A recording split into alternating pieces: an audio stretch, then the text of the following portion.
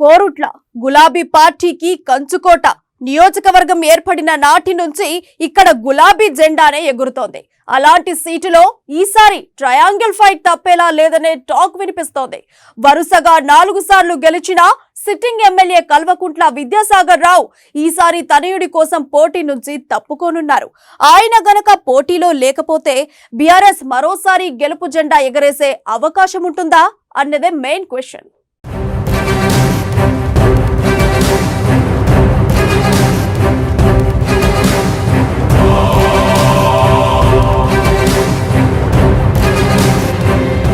ప్రస్తుతం నేను కోరుట్ల అసెంబ్లీ నియోజకవర్గ పరిధిలో ఉన్నాను. కోరుట్ల నియోజకవర్గం నుండి ప్రధాన పార్టీల అభ్యర్థులు ఎవరు, టికెట్ ఆశావాహులు ఎవరు తెలుసుకునే ప్రయత్నం చేద్దాం.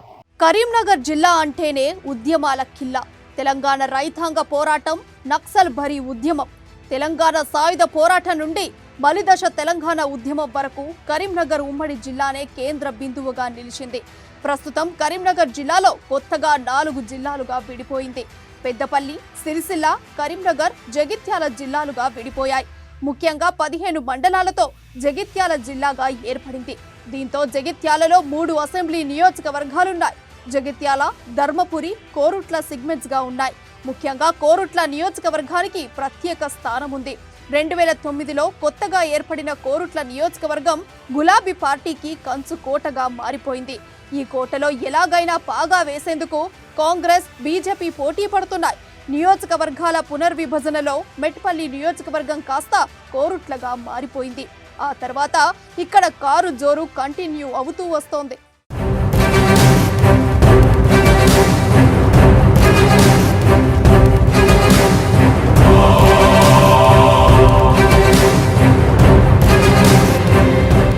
ఈ నియోజకవర్గంలో మొత్తం 2,25,504 ఓటర్లున్నారు. ఇందులో పురుష ఓటర్ల సంఖ్య 108,196 కాగా మహిళా ఓటర్లు 117,306గా ఉన్నారు. 2 ట్రాన్స్జెండర్ల ఓట్లున్నాయి. కోరుట్లలో గత ఎన్నికలతో పోలిస్తే ఈ ఎన్నికలు భిన్నంగా ఉండేట్లు తెలుస్తోంది.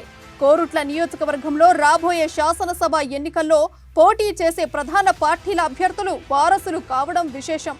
సీనియర్ నేతలు తాము పక్కకు జరిగి తమ వారసులను బరిలోకి దించే యోచనలో ఉన్నారు. బీఆర్ఎస్ నుండి ప్రస్తుత ఎమ్మెల్యే కల్వకుంట్ల విద్యాసాగర్ రావు కుమారుడు కల్వకుంట్ల సంజయ్ కుమార్ పోటీ చేసేందుకు సిద్ధమయ్యారు. నియోజకవర్గంలో జనంతో మమేకమయ్యే ప్రయత్నాల్లో ఉన్నారు విద్యాసాగర్ రావు తనయుడు కల్వకుంట్ల సంజయ్.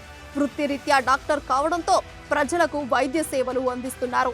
అదేవిధంగా సంక్షేమ పథకాలు, అభివృద్ధిపై మానిటరింగ్ చేస్తూ ప్రజల అవసరాలను తెలుసుకొని తండ్రి దృష్టికి తీసుకెళ్తున్నారు. సమస్యల్ని పరిష్కరించే ప్రయత్నం చేస్తున్నారు. వచ్చే ఎన్నికల్లో బీఆర్ఎస్ విజయం ఖాయమంటున్నారు సంజయ్.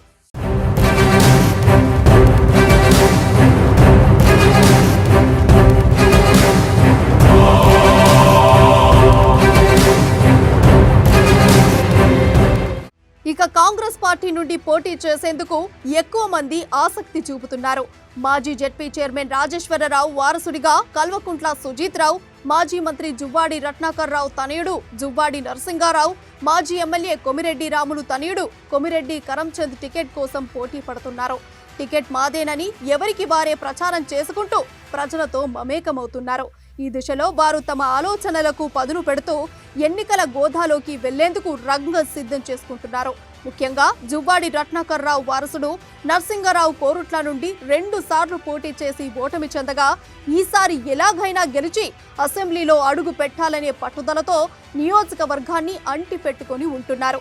కార్యకర్తలు ప్రజలకు అందుబాటులో ఉంటూ పార్టీకి పెద్ద దిక్కుగా ఉన్నారు. అలాగే మాజీ ఎమ్మెల్యే కోమిరెడ్డి రాములు కుమారుడు కరంచంద్ ప్రజలు, కాంగ్రెస్ నాయకులు, కార్యకర్తలతో సన్నిహిత సంబంధాలు ఏర్పరచుకుంటూ నాన్న ఆశయాలను కొనసాగించడానికి ఈసారి కోరుట్ల బరిలో నిలిచి గెలిచేందుకు వ్యూహాలు పన్నుతున్నారు.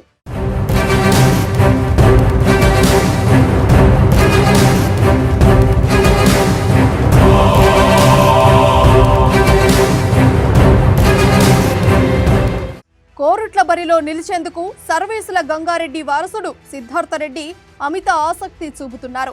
కోరుట్ల ప్రాంతానికి సుపరిచితుడైన రైతు నాయకుడు గంగారెడ్డి మనవడు కావడం, తాత గంగారెడ్డికి ఉన్న మంచి పేరుతో పాటు కోరుట్ల ప్రజలు, రైతులు, అన్ని వర్గాల వారితో ఉన్న సత్సంబంధాలను బేరీజు వేసుకొని కోరుట్ల పోటీకి సై అంటున్నాడు ఎంపీ కోమటిరెడ్డి వెంకటరెడ్డి కుటుంబ సభ్యుల అండతో యువ నాయకుడిగా కోరుట్ల అసెంబ్లీ నుండి కాంగ్రెస్ పార్టీ అభ్యర్థిగా పోటీ చేయడానికి సిద్ధార్థరెడ్డి సిద్ధమవుతున్నట్లు తెలుస్తోంది.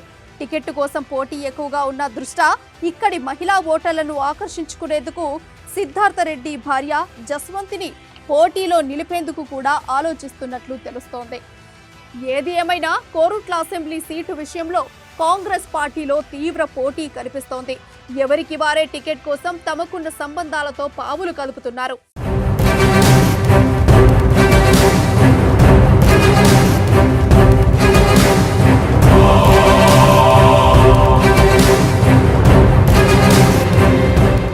ఇక బీజేపీ నుండి సురభి భూన్రావు తనయుడు సురభి నవీన్ కుమార్ పోటీ చేసేందుకు సిద్ధమవుతున్నారు. నవీన్ కుమార్ కు చిన్నప్పటి నుండి రాజకీయాలంటే మక్కువ ఎక్కువ. దీంతో నవీన్ వ్యాపార రంగంలో రాణిస్తూ బీజేపీ పార్టీలో చాలా కాలంగా సాధారణ కార్యకర్తగా కొనసాగుతున్నారు. సంవత్సర కాలంగా నియోజకవర్గ ప్రజలతో మమేకమై చురుకుగా ప్రయత్నాలు మొదలుపెట్టారు. కేంద్ర ప్రభుత్వ సంక్షేమ పథకాలతో పాటు తెలంగాణ రాష్ట్ర ప్రభుత్వ వైఫల్యాలను నియోజకవర్గ ప్రజలలో చైతన్యపరిచే దిశగా ఇప్పటికే తన ప్రయత్నాలు మొదలుపెట్టాడు. ఓవరాల్ గా కోరుట్ల నియోజకవర్గంలో త్రిముఖ పోరు తప్పదని తెలుస్తోంది. ఈ పరిస్థితుల్లో అక్కడ ఏ పార్టీ గెలుపు జెండా ఎగరేస్తుందనేది ఆసక్తిగా మారింది.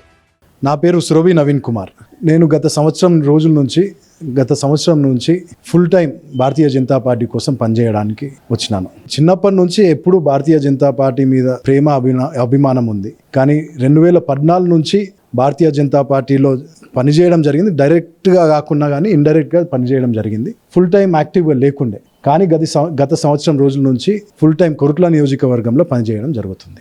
మా దగ్గర భారతీయ జనతా పార్టీలో టికెట్ అనేది ఎవరికి కన్ఫర్మేషన్ ఉండదు.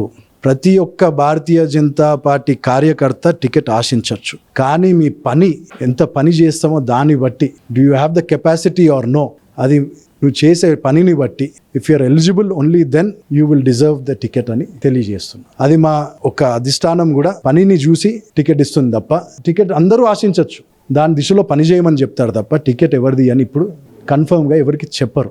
సో కేవలం పని చేసుకోవడానికి వచ్చినాను. ఒక భారతీయ జనతా పార్టీ సామాన్య కార్యకర్తగా నేను కొరుట్ల నియోజకవర్గంలో పని చేయడానికి మాత్రం వచ్చినాను. మొత్తంగా చూసుకుంటే కొరుట్ల నియోజకవర్గంలో ఈసారి వారసుల హవా కొనసాగనుంది. తండ్రిని మించిన తనయులు ఈసారి రాజకీయాలలో రాణిస్తారా లేదో వేచి చూడాల్సిన పరిస్థితి అయితే ఉంది. కెమెరా పర్సన్ అరుణ్తో శ్రీకాంత్, అమ్మా న్యూస్, కొరుట్ల నియోజకవర్గం నుండి.